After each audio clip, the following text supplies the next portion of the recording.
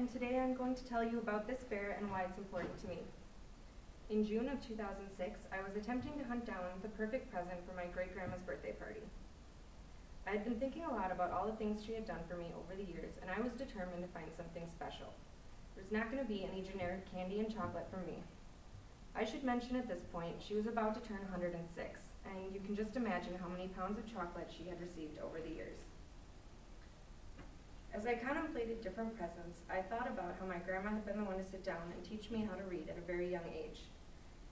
This is prior to kindergarten, which I think was impressive on both our parts. Even into her mid-80s, she would continue to walk me down to the library, so I always had new material to read. So I thought maybe I would get her a book, something she didn't have. But again, 106, her vision wasn't quite what it used to be, and it most likely would have sat collecting dust. Although I'm quite certain Grandma would have told me she loved it anyways. I considered a framed picture of us together from when I was younger. But her memory had faded, and she had issues connecting names and faces. So again, she would have loved it, but she would have had no idea who was in the picture with her.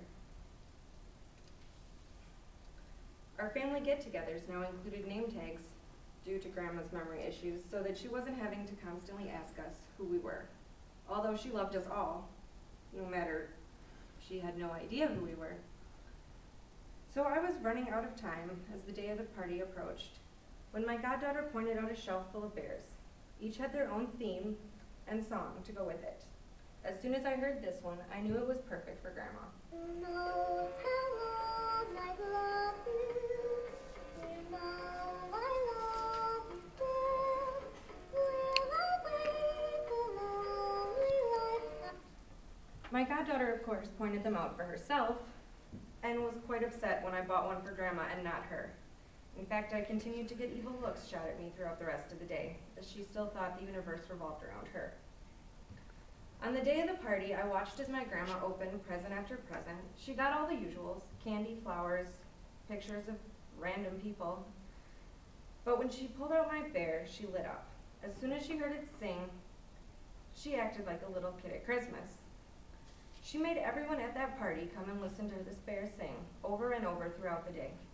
The only other thing that held her attention that day was my cousin's latest baby, and even he had to share the lap with the bear.